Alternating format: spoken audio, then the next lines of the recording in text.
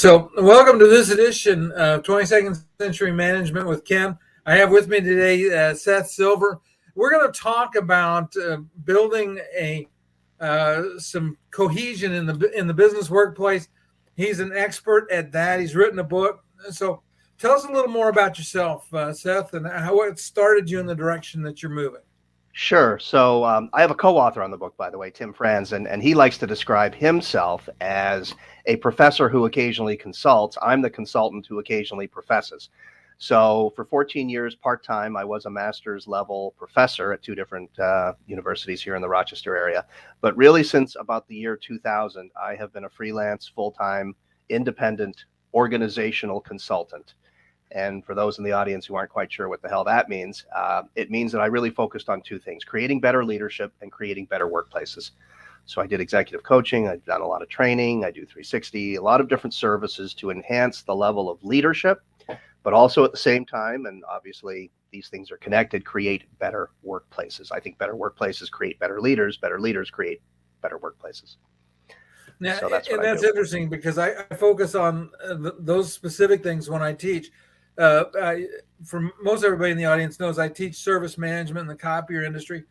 And one of the things that I spend a lot of time with new managers is on developing leadership, but also helping them to understand that their job is to build leadership in their teams, right, to help people learn to be self-leading. And, I say it's every manager's job to train their replacement. I think that is so critical, and it's one of those things that's lacking in so many workplaces. Absolutely. So yes, I think they call them super leaders or they call them transformational leaders. There's different terminologies, but right. So the best leaders are creating a succession of leaders. I think the military's embraced that notion for, well over 100 years, is that, the best field commanders are in fact, grooming their successor all the time. As it relates to the book, if I can sort of inject the book idea here, meaningful partnership at work. The book is really themed about creating that important relationship between a manager and a team. I think, your listeners and those students of yours who are in your management classes would agree that the most important relationship anyone has at work is with their supervisor, with their immediate supervisor, whatever level that is. That manager influences engagement, productivity, attitude, teamwork, performance, all kinds of things. And so it begs the question, how do you create a great relationship between the team and the manager?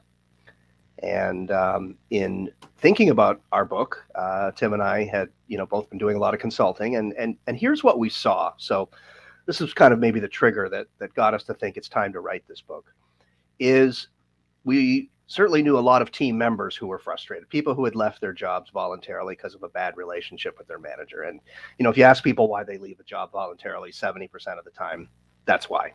Poor relationship with the supervisor didn't back them, support them, help them, etc.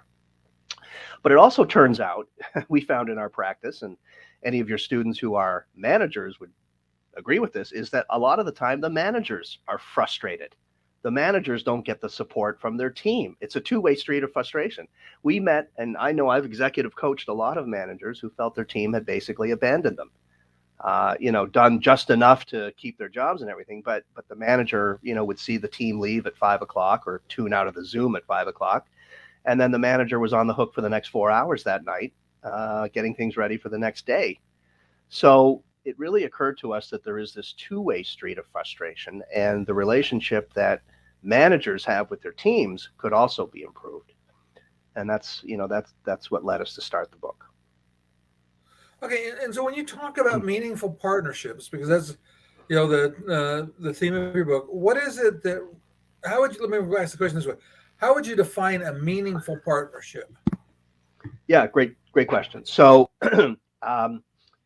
when we were writing the book, Ruth Bader Ginsburg had just passed away, the Supreme Court Justice, and all the tributes and obituaries and things were coming in, and it was said about her that she led a meaningful life, and that kind of stuck with us. What does that mean? Well, she had a legacy, she had impact. For you listeners who know the name, she advocated for women's rights for a whole lifetime, really. 50 or 60 professional years. And so we thought, okay, meaningful partnership means to have impact, that it's significant, that it makes a difference. that there's a legacy. It's different than ordinary collaboration. And we more technically defined it as an elevated state of connection, cohesion, coordination, and collaboration. So I'll say those again, the 4 C's. An elevated state of connection, cohesion, coordination, and collaboration. So that's how we defined meaningful partnership. And for us, that's the end state. That's the goal. So in the book, we talk about, this is what you're aiming toward. To have that level of partnership between a manager and a team, or any 2 parties at work, actually. I mean, between an individual and an individual, or a team and a team, or an organization to another organization.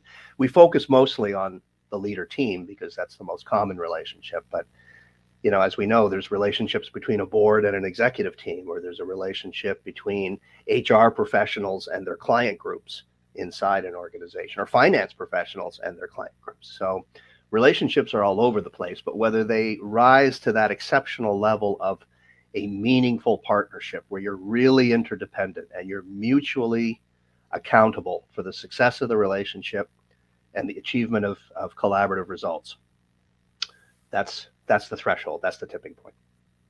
I love that concept of collaboration because having, both managed organizations and been employed in organizations, I've had chances to see where that worked really well and other places where it didn't really work at all. I worked for a couple of the major copier manufacturers, and what I found was the X one of them? No, not that one.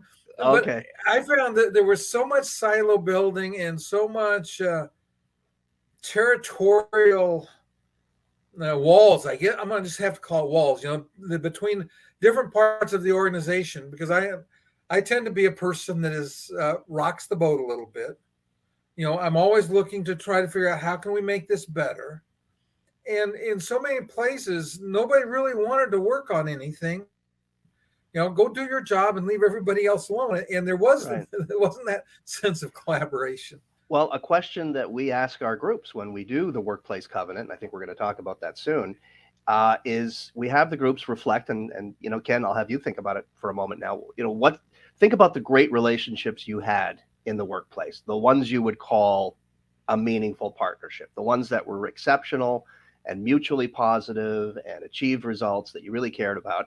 And I guess I would ask, what, off the top of your head, what are the 2 or 3 things that made those special relationships special and so much better than the other ordinary partnerships that you may have had along the way?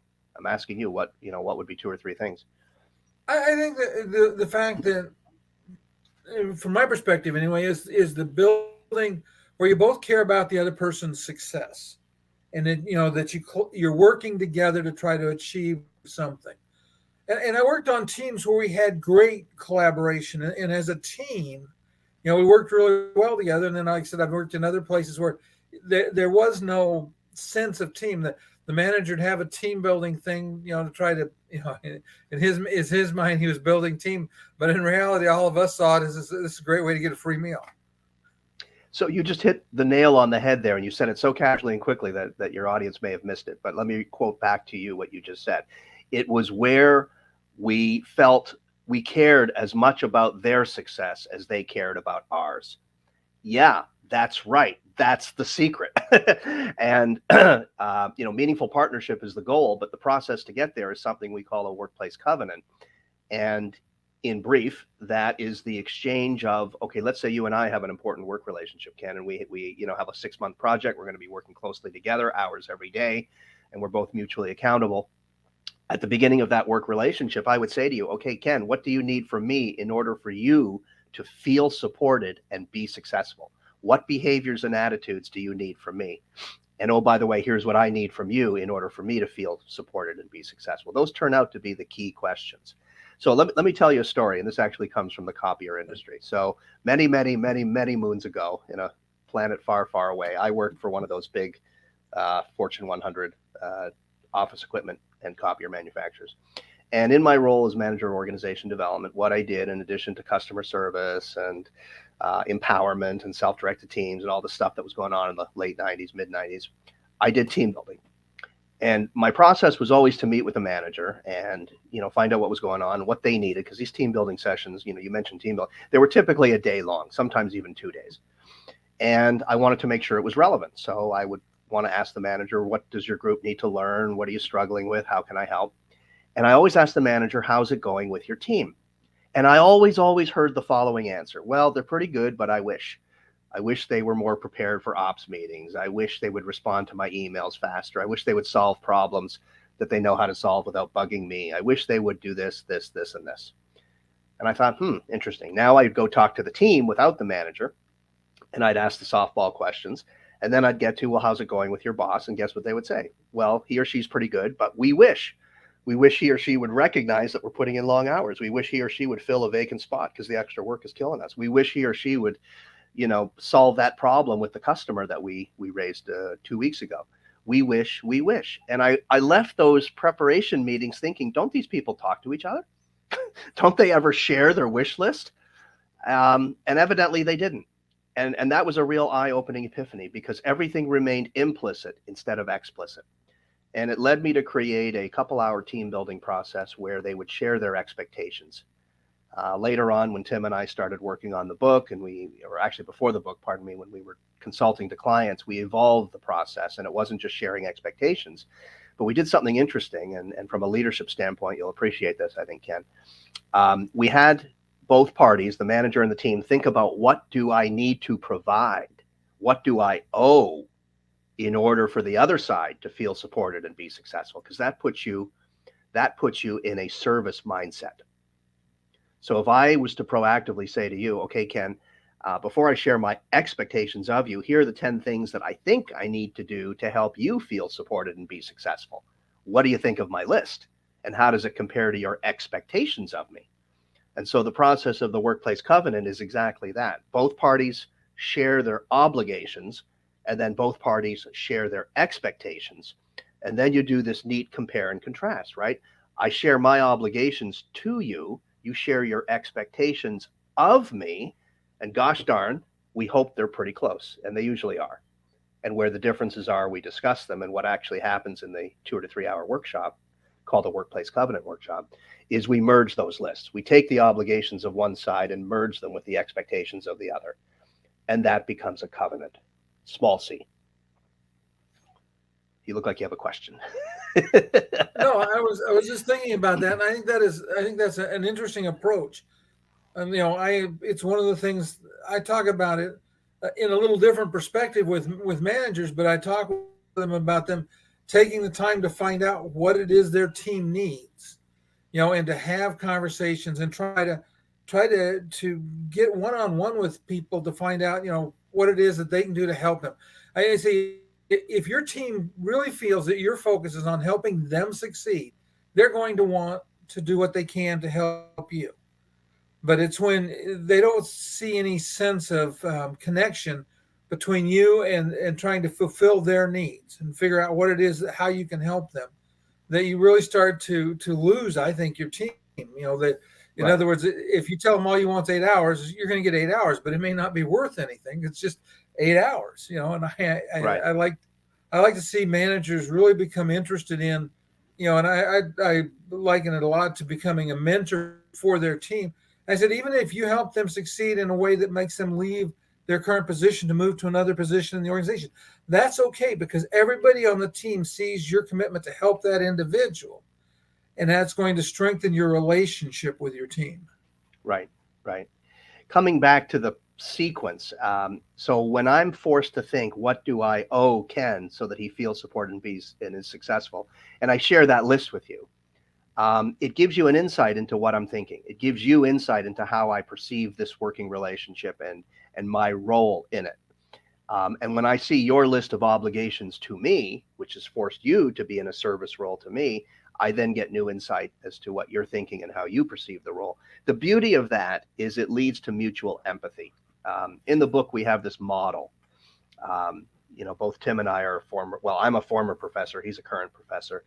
And so we do have a little bit of theory. We don't bore the reader with it, but the model is the following: ERTAP, ERTAP, empathy. We believe meaningful partnership begins with a mutual heightened level of empathy. You have to understand how the other person sees the relationship, sees what they're supposed to do for you, and how they're feeling about working with you. So empathy is the first most important ingredient. The R is respect. We believe with increased empathy comes increased respect. So if I know how you see yourself in this relationship, what you think you owe me and what you expect from me, and we actually live to those promises for a while, I gain increased respect for you. So we have empathy, respect. The third one is trust, ERT, trust and trustworthiness. So over time, you keep your promises. That whole trust bank account thing that Stephen Covey talks about, you're pretty familiar with that, I'm sure. Yeah. But, as you keep promises, you essentially have earned a trust credit with the other side. But then here's the fourth word. It's the A word. And I joke with groups, it's not the first A word you thought of, but the A word is alignment. Right? Alignment. And it's a word used in business, but it's rarely defined. And actually in the book, we define it. And this alignment is really important. We use a metaphor at the beginning of the book of two people in a canoe, that ideally meaningful partnership is like two in a canoe. And if your listeners have ever canoed, and if they're good, but they've canoed with someone who doesn't know canoeing, you know what happens? The canoe goes in circles or it goes nowhere, right?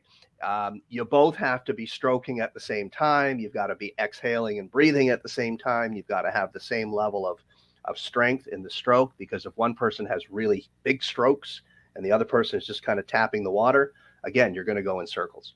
So there is this alignment of effort and coordination and focus that is so essential. So we believe it's empathy, respect, trust, alignment, which leads to partnership. And then we talk about this elevated state of partnership, which we call meaningful partnership. So, these are kind of the things, right? The covenant process, this dialogue, this conversation around obligations and expectations and merging them and agreeing on them, and then reviewing them over time. That's the workplace covenant. That leads to ERTAP. That leads to increased empathy, respect, trust, alignment, and partnership. And then over time, that becomes a meaningful partnership. So we do see it as kind of a sequential recipe. Okay, so how do you guys know that this really works? Well, two significant ways. One is Tim's actually done empirical research. We have a chapter which we jokingly at the beginning say, if you don't care about research, go to the next chapter. But he does present in that chapter some wonderful results of a small study we did with about a dozen teams over time, which showed that, in fact, their respect, their trust, their alignment, their level of partnership went up, and their level of conflict and discord went down, and their level of productivity went up. So we do have some empirical numbers. So I can actually say to your audience, our process is proven, with some empirical evidence. But more anecdotally, having done this for like 20 years and hundreds of teams, I can tell you that this phenomenon of good to great happens a lot, where the team's doing okay, the manager's trying, but there's just this sort of hit and miss thing, right? This trial and error thing. The manager doesn't really realize what the team needs from him or her because the manager's never asked. They've never had that conversation. So you have this phenomenon of I wish or we wish, back from my document company days. So what happens is the team goes through this workplace covenant. They actually, in a structured way, have this conversation around what do I owe you? What do we owe you? And what do I expect from you? What do we expect from you? And talk about the differences and refine it and sign it, and then start living to it. And then, in the consulting work we've done, we come back 2 months later to do the first formal review, and the team is working better. They're laughing, they're connecting. The manager comes to me and says, I've never had such a positive relationship with I'm hearing things I never heard before. I'm seeing things in a good way I've never seen. Those rifts that were on the team, they're gone now, or those silos, they're gone now, or those frictions, they're gone now. And team members come up to me and Tim and say, at the second or the third review, wow, our leader has started to listen. Our leader's been living up to his or her covenant. Our leader now understands how he or she can support us and is actually doing it, not just talking about it. And we can give that leader feedback where they never could before, because now there's an agreed upon process for using the covenants to give feedback to each other in a way that's not terribly fearful, not emotional. So it sounds like they achieve. Yeah, it achieves a lot of good things. So is there any place it doesn't work? That's a great question. chapter 12 in the book, I think. What could go wrong? So yeah, I think there's about 5% of managers out there for whom this will never happen. And if you remember the TV show, The Office, the Michael, whatever his last name was, there are some managers who are so narcissistic and so character flawed, who just have an explosive anger thing, or they just can't accept any feedback, no matter how well delivered and how constructive and positively framed. So I think there's a certain percent of managers who are just not open to having some accountability to their team. I know managers can be hesitant, but once they understand the concept and they go through it with a bit of support and coaching, then we've found most can do it. I actually have yet to see a team that can't handle this. I know there are managers who will tell us, "Oh, my team's not ready. They're not ready to be self-reflective. They're not ready to give me feedback. They're not ready to, commit to a number of behaviors." I usually find that BS. That's just foot dragging. Teams appreciate the opportunity to come together and agree upon a code of conduct. They appreciate the opportunity to hold their manager accountable to a code of conduct. You asked where it can't happen. I think there's certain industries. My colleague and co-author Tim was asked, would this work for Uber drivers? Maybe not. I mean, they're pretty solo. This does presume you're in a situation where you have a partner, you have someone you're working closely with, or some group you're working closely with over time. There's an extended nature to the relationship. So like a plumber to an average residential customer, not really sure this works.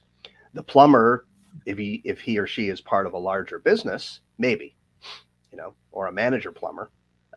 In a commercial context. But so, yeah, there's certain industries where, this doesn't fly.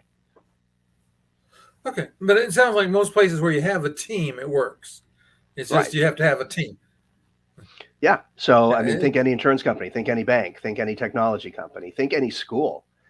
We find it actually works particularly well in school. By schools, I mean from public on through universities and colleges. We've done a ton of work with universities because a faculty is a great example. You have a department chair or a dean who effectively is a manager. They don't usually use those terms in academia. They somehow don't like the term manager, but in fact, they have managerial responsibility. And they have a team of faculty, and the department chair has responsibility, if not always complete authority. So the relationship really is important, and it has to be one of integrity. So it works particularly well there. I could see a high school principal with his or her department heads, superintendent with the principals and vice principals. So certainly in a school context, it works wonderfully. In high tech and government. Actually, government. I have a particularly large government client, and have done this with numerous teams, and works really well. Okay, so what do you think that, or what do you? I guess the question would be: what do you hope that your book accomplishes? Well, so this comes back to the triggers. So we talked about this two-way street of frustration, and there's another concept in the book we talk about, the 4 dreaded Ds.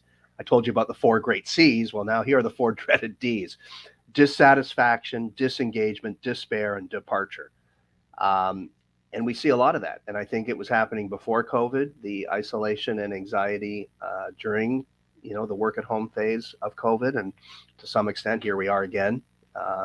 And what's going on in the economy, right? People are leaving otherwise good jobs because they're fed up. They're fed up at how they're treated.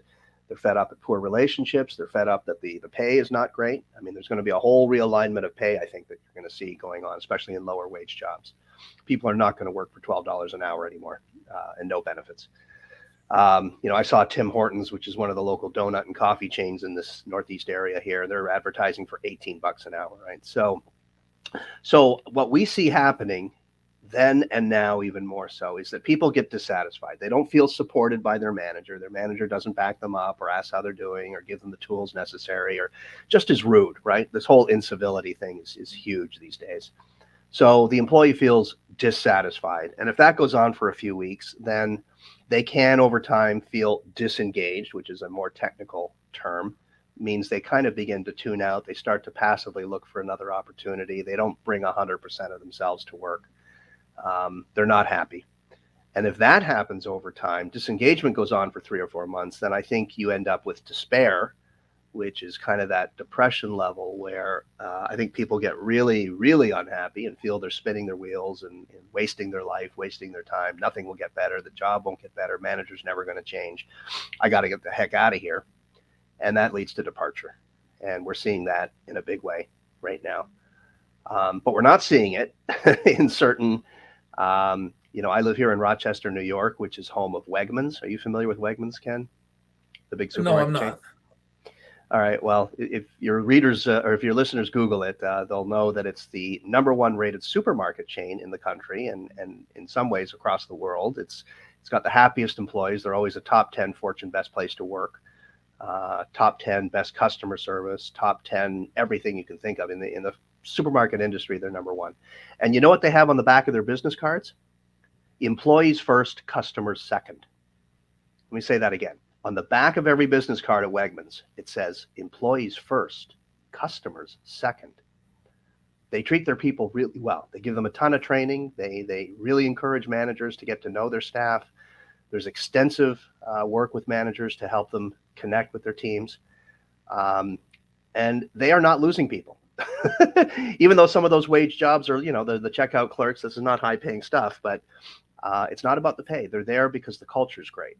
And so I think culture becomes something incredibly important right now. So you ask what I hope happens with the book. I mean, Tim and I hope that we see less of the dreaded 4 Ds, where people are dissatisfied, disengaged, despairing, and departing, where the workplace cultures get better. Too many workplace cultures are not well thought out. They're kind of ad hoc. They don't put their employees first. I don't know what they put first. They put money first, or they put shareholders first, or they put nothing first. And it's not a great place to work. And so that's what we hope. We hope this two-way street of frustration stops. Well, and it's interesting because that touches on some of the things, again, that I encourage managers to think about. Because right now we're in an environment that we haven't been in for probably 10 years anyway, where there's more openings than there are employees to fill them. And that means that people have a choice. And I make this point is you've got to be willing to take care of making sure that the environment your employees work in is one they want to work in. Because right. If you're not taking care of your employees and they don't feel that you care about them, that you're interested in their success, they're going to be willing to go look at some other opportunity. And there's lots of them out there. It's already starting to drive wage trends are driving up to aggravate things with millennials and subsequent generations. There's less long-term commitment to a company. The days of somebody's going to put a screw in a hole for 40 years are gone. Yeah. In fact, I in kind of in jest, I make this statement. I said, you're bringing a candidate in and you're interviewing them. You don't take them back into the back and show them Joe that's been a copier tech for 40 years. Because if you tell them that's what they can look forward to, you better have the door locked or they're going to be gone, because that is not what people want today. Right. We spent a little bit of time going through the. Okay, Ken, I think I have you frozen here. There you go. I don't know if that's your side or mine. I have no idea either, because mine went spinning. I'm on a ship. Okay. Yeah, you froze for about 20 seconds. My internet is satellites. Yeah. But the result is that the generations of today are going to be much more interested in the relationship and having a path forward and a company that's interested in them than they are, than previous generations would have been, I guess is what I'm trying to say. Right. Yeah. Well, and in the book we get into, and it's interesting, we certainly hit it in the book. Subsequent to writing the book, it's interesting, you write a book and then you realize all the things you could have, would have, should have put in it. But we talk about this idea of support. And if you've I'm sure you have, like all your listeners have, someone who's left a job voluntarily. And I said it's because of the relationship with the manager. And I agree with that. But then peel that reason back a bit more. Why was the relationship bad? What was it that was happening or wasn't happening? And we believe that it's a lack of support. that people need to feel supported. Now, what does that mean? That's an umbrella term for me. Feeling supported means I'm appreciated. Feeling supported means I get the training I need. Feeling supported means I have the resources to do my job. Feeling supported means you answer my email inquiries and text inquiries in a timely way. Feeling supported means stuff gets done in this team meeting and it's not a waste of my 2 hours.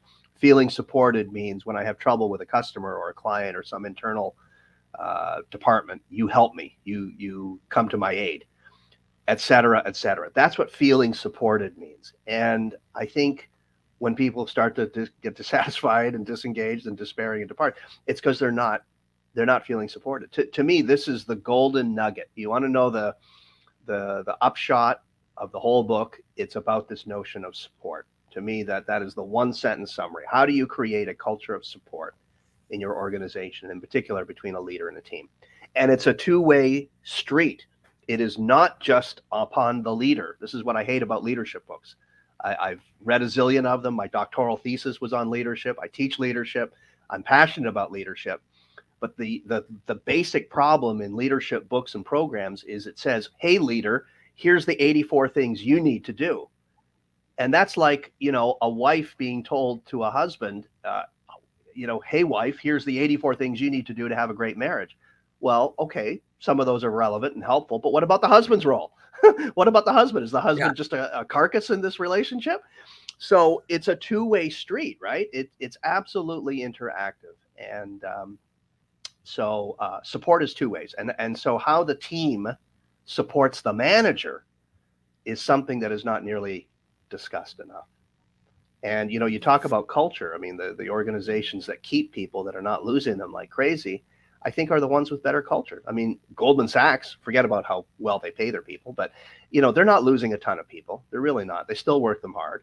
And yeah, they pay them. But there is actually a pretty positive culture. I have a relative who works there, and he would tell you about the culture of teamwork that goes on. Wegmans is not losing people. Pick your company that's got a good culture. I was going to ask you, I mean, what the organizations you've worked with or the students you've had over time, what are the telltale signs, in your opinion, of a good culture? How do you know it when you see it? I think that one of the key things is that you can look at communication. Like I said, it's got to be two-way communication between the team and the manager. And the manager's got to be willing to listen. It's one of the things I talk to them about is open your mind to letting the team do things. In fact, I think part of it is how you build leaders is you get them to get engaged in like creating new processes. I think that if a manager creates a new process, it automatically is a little bit of a negative situation because the team wasn't involved. I think if you delegate to the team, if you want to create a new process, you want to improve something, get your team involved in doing that and be receptive to what they create. The people that are most able to improve the job are the people that are actually doing the job. And Absolutely. too often managers don't want to hear suggestions for improvement. They're more of I think this is the characteristic of an environment people want to lead. It's everybody saying, don't rock the boat. They want everything to be just don't do anything make anything that change, just leave everything alone. And that kind of environment makes me nuts. And I'm the kind of guy that I'll just grab the side of the boat and just jerk on it just to rock it. Right. Well, what you're describing, I mean, the antithesis of what you're describing is a culture of control. And I don't think that works out too well, where every small detail is worked out for the employee and the employee checks his or her brain at the door. And control just doesn't work out. It doesn't work out in families, parenting. If you try to control your kids too much, they rebel. If you try and control your spouse too much, they leave. If you try and control your population as a country, it's called dictatorship, and that doesn't usually work out well. Just ask Kim Jong-un or whatever. So, I think over control is absolutely a problem. Let me try the whole relationship focus of the book in a different way. So a little bit of divulging of information here. So for many, many, many years, I have done martial arts. Started when I was 11 years old and still practice it today. It's not Cobra Kai a la Netflix. Don't worry. It's a little more evolved. It's more like Miyagi-Do if you are a fan of that show. And one of the things I used to do many, many years ago was go to tournaments, and as a black belt, I would judge sparring, right? The fighting competition. And in our style, it was non-contact. You'd come close, but you wouldn't hit. And we learned quickly as black belt judges that you don't watch fighter A, so we can get the camera here, and you don't watch fighter B. Where do you watch, you ask? Where should the judge be looking? If not at fighter A and not at fighter B, where should the judge look? And the obvious answer is in between. You look at the air in between fighter A and fighter B, because that's where the blocks and the kicks are going to be. That's the only way you'll know who scored first. Because if you look at A, you'll miss what B is doing. If you look at B, you'll miss what A is doing. So it's the air in between. And I think it's actually a good analogy for what we're doing in the book. It's too bad it's not an analogy I use in the book, but it's one of those things we thought of later. It's the air in between the leader and the team. We're not just looking at what the leader should do. We're not just looking at what the team should do. We're looking at that exchange, and we're saying, okay, leader, you know some basic principles of leadership. Now go listen to your team and ask them what they need from you. Offer up what you think you should do, but also listen and modify your list based on what they need from you. And team, please know that this relationship won't work unless you support your boss. So offer up what you think you need to do, and then really listen to your manager when he or she says, this is what I need from you guys. And I think that's where you create the mutuality. And that's what I think leads to meaningful partnership, is this really embraced notion that we're equally responsible. We may not have equal responsibility. We may not have equal pay. Of course, managers have different responsibilities, some additional ones.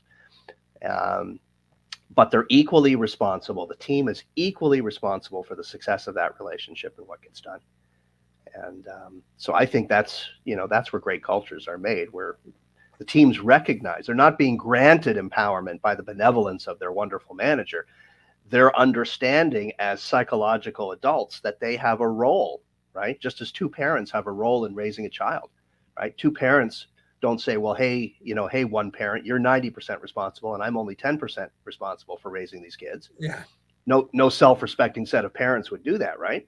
They would say we're equally responsible, or better yet, we're both 55% responsible. And that way they cover each other. And that's, I think, what happens in a good manager-team relationship is both sides rise to the level that's necessary to ensure stuff gets done. Hope that makes sense. Okay. Yeah, it did. And so show us your book again. Sure. Love to. And I will put a link to. Okay. So meaningful partnership at work. Yep. So how the workplace covenant. Go ahead. I would say we'll put a link to your book in the chat. So wherever you're listening to this or wherever you see this, you'll be able to find a link to their book and be able to benefit from them. The contact information will also be in the show notes, so that if you want to reach out and get a hold of Seth or his partner, you can do that. Thank you. Okay. Well, thanks for being on the show today, Seth. I really appreciate it. And for everybody, we'll be back again next week. I'll be on shore, so hopefully I'll have a more stable internet connection. And we will see everybody next Tuesday. Thank you, Ken. This was great. Much appreciated.